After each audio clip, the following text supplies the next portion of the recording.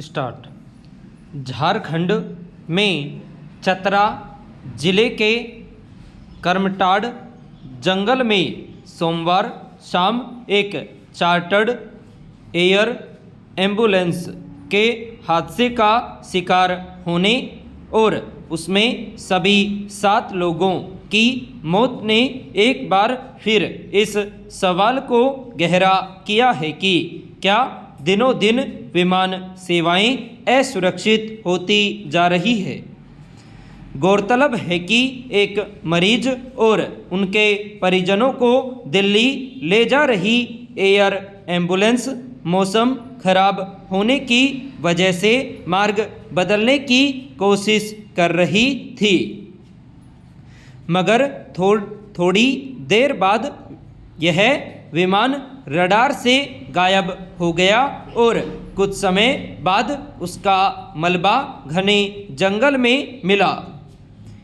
यह हादसा पिछले कुछ समय से लगातार सामने आ रही वैसी घटनाओं की एक कड़ी है जिनसे विमान यात्रा के पूरी तरह सुरक्षित होने की धारणा कमज़ोर होती है। झारखंड में हुए हादसे के अगले ही दिन मंगलवार को दिल्ली से लेह जा रही स्पाइस जेट की एक उड़ान को तकनीकी खराबी के कारण वापस उतारना पड़ा। इसके अलावा सरकारी कंपनी पवन हंस के एक हेलीकॉप्टर को अंडमान क्षेत्र के उड़ान के दौरान तकनीकी कारणों से समुद्र में आपात व्यवस्था में उतारना पड़ा।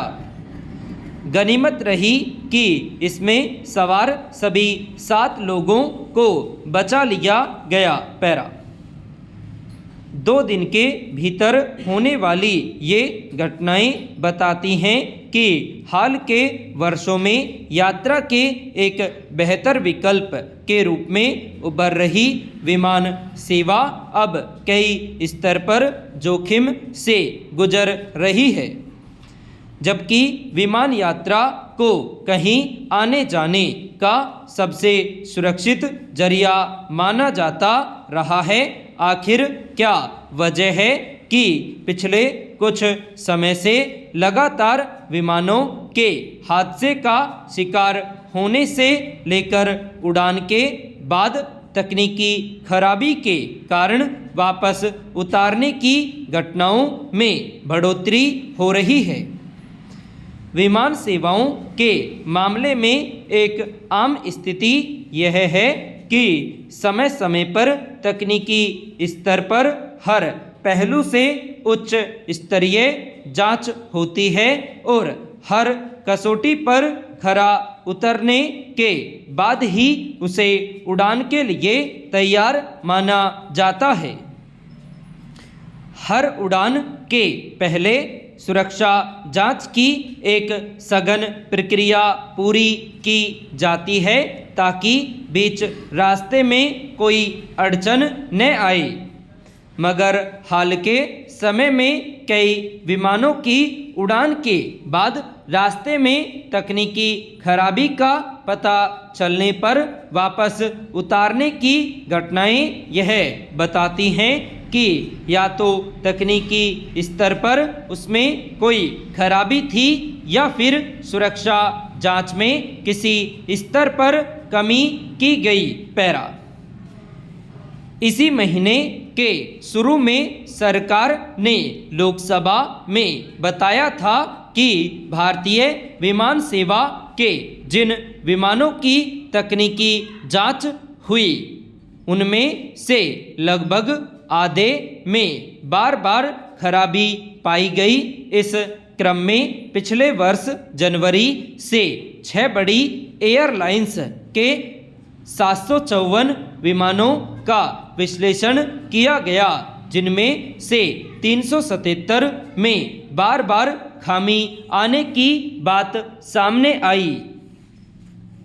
सवाल है कि इन विमानों में जो गड़बड़ियां पाई गई वे कितनी संवेदनशील थी और उनसे पैदा होने वाले जोखिम का स्तर क्या था।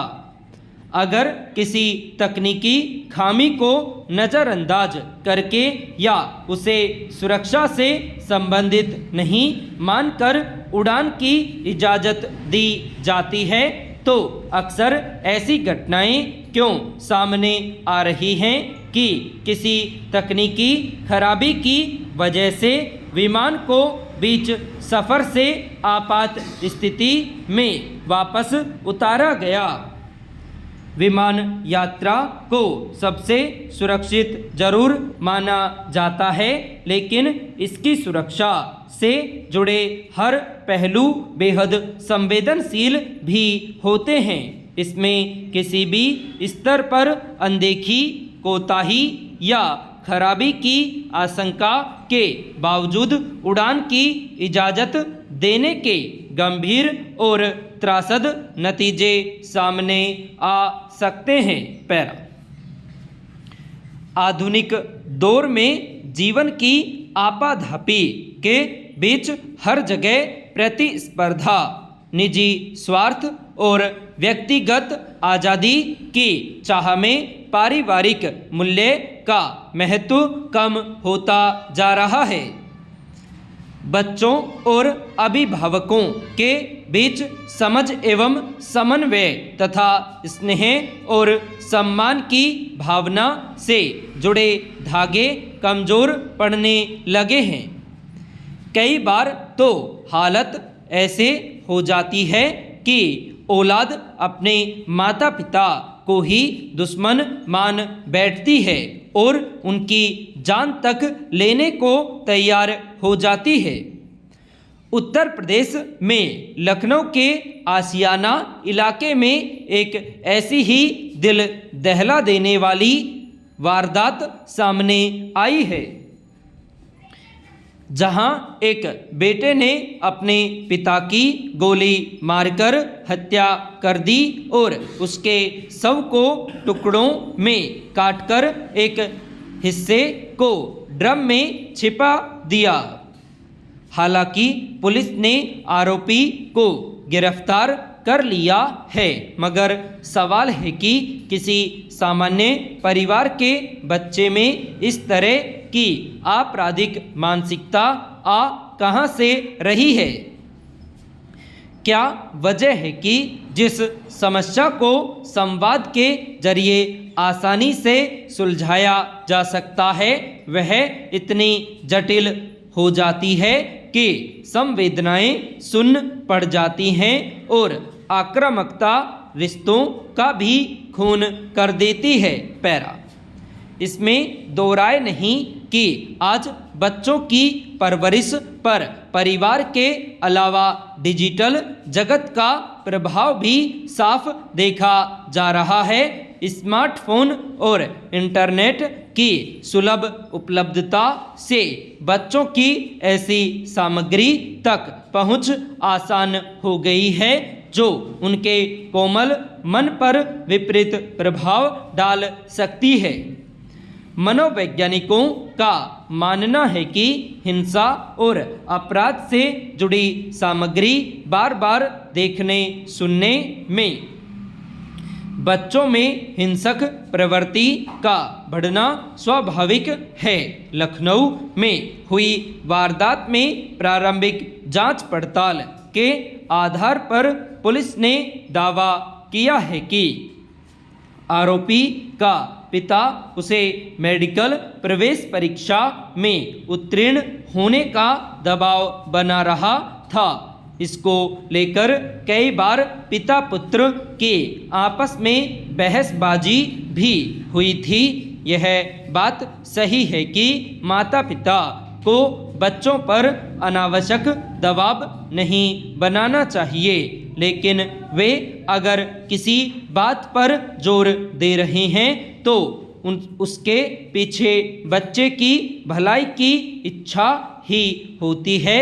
असहमति एक स्थिति हो सकती है, लेकिन देश और समाज को इस पर संजीदगी से विचार करने की ज़रूरत है कि बच्चों के भीतर ऐसी प्रवृत्ति कहाँ से आ रही है कि वे संवाद करने के बजाय हिंसक हो रहे हैं।